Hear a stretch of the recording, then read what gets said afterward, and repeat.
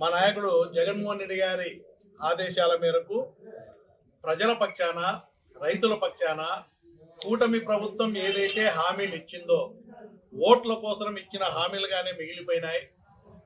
2 సంవత్సరాలు పూర్తి అవుతా ఉంది. ఏ ఒక్క హామీ నెరవేర్చలేదు.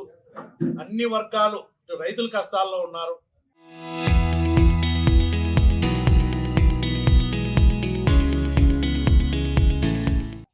అదేవిధంగా పేదవాడి కష్టాల్లో ఉన్నారు.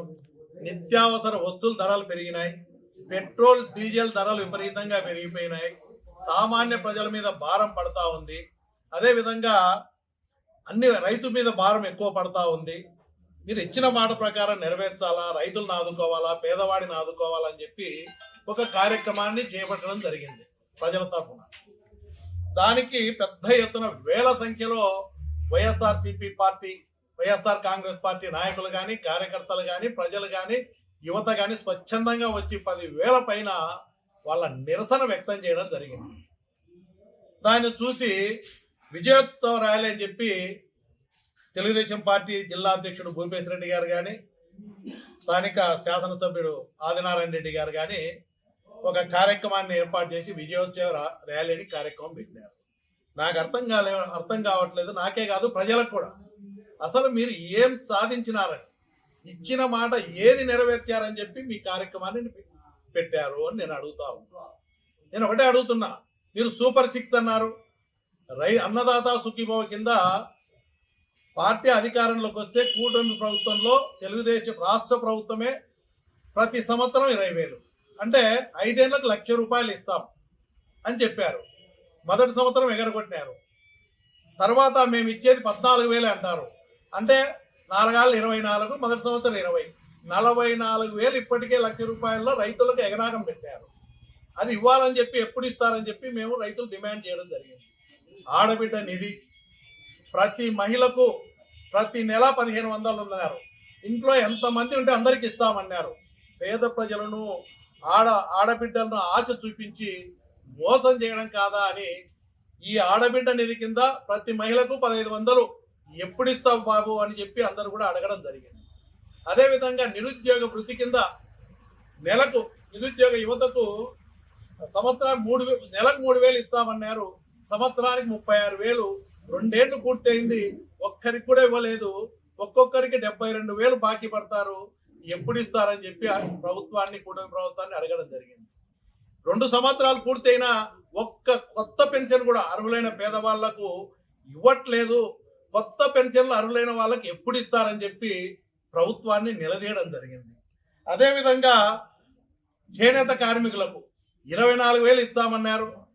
అదేవిధంగా పాంప్లెట్స్ కొట్టి భూపేశ్ రెడ్డి, ఆదినారాయణ రెడ్డి ప్రచారం చేశారు.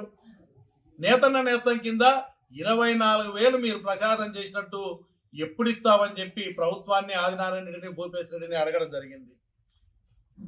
డాక్రా మహిళలకు జగన్మోహన్ రెడ్డి గారు ఉన్నప్పుడు ఆసరా కింద రుణమాఫీ చేయడం జరిగింది. దాదాపు 25,000 కోట్ల అప్పులు, రుణాలు మాఫీ చేయడం జరిగింది అక్క చెల్లెమ్మలను ఆదుకునేదానికి.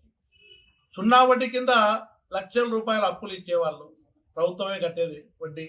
ఈరోజు అక్క చెల్లెమ్మలకు రుణమాఫీ లేదు, 0 వడ్డీ లేదు. రైతులకు ఇచ్చే 0 వడ్డీ కూడా ఎత్తేశారు. రైతు గిట్టుబాటు ధర లేదు.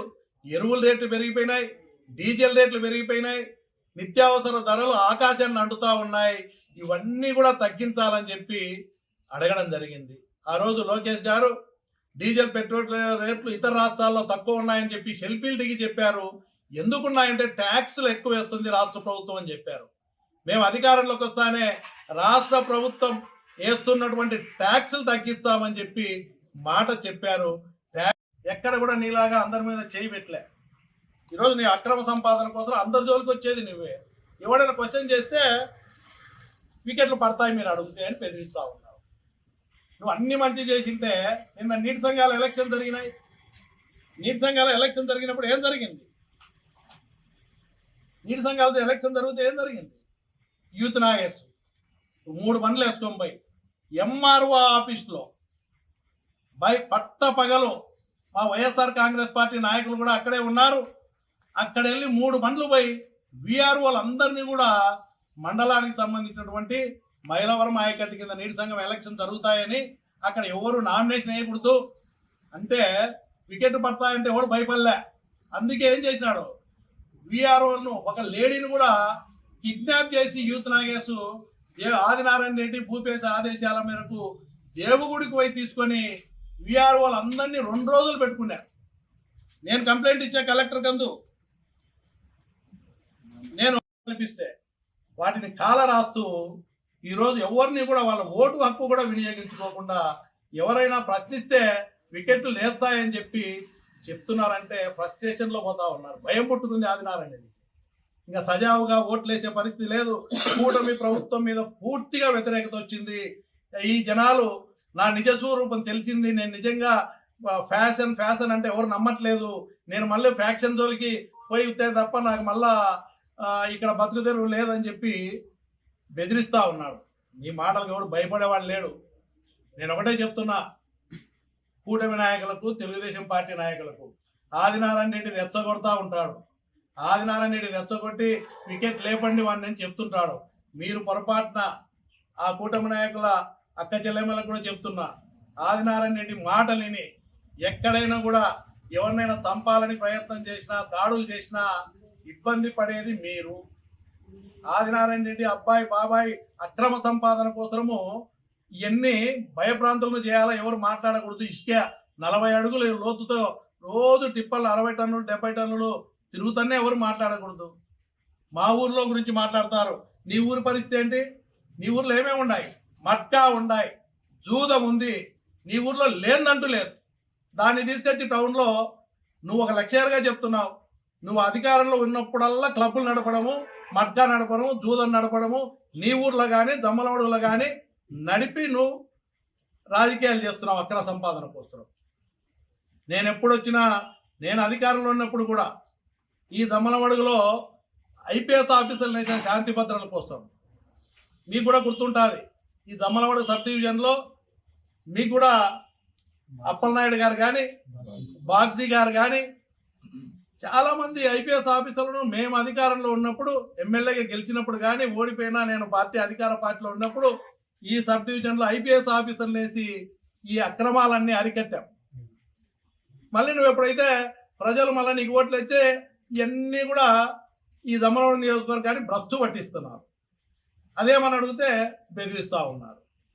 నీ బెదిరింపులకు భయపడే వాళ్ళు ఎవ్వరు లేరు. నేను కూటమి నాయకులకు మరీ చెప్తున్నా, ఆదినారాయణ రెడ్డి మాటలో, భూపేశ్ మాటలో విని వికెట్లు పడతాయంటే మీరు ఆవేశపడి ఎక్కడన్నా జోలికి పోతే మీరు గుర్తుపెట్టుకోండి, పోయిన టర్మ్ జగన్ ముఖ్యమంత్రి అయితేనే ఆదినారాయణ ఎక్కడున్నాడు? 4 ఏళ్ళు కనపల్లే. ఏమన్నాడు? నాకు సెక్యూరిటీ కావాలా, జగన్ చంపుతాడని. జగన్ ఆయన గురించి ఆలోచనే చేయలే. ఆయన ఎప్పుడు ప్రజల గురించి, నాకు బాధ్యత ముఖ్యమంత్రి అయిన తర్వాత ప్రజల గురించి ఆలోచన చేసినాడు తప్ప ఈయన భయపడి వెళ్ళిపోయినాడు. మళ్ళీ ఆదినారాయణ రెడ్డి అందుబాటులో కూడా ఉన్నాడు. ఇబ్బంది పడేది మీరే.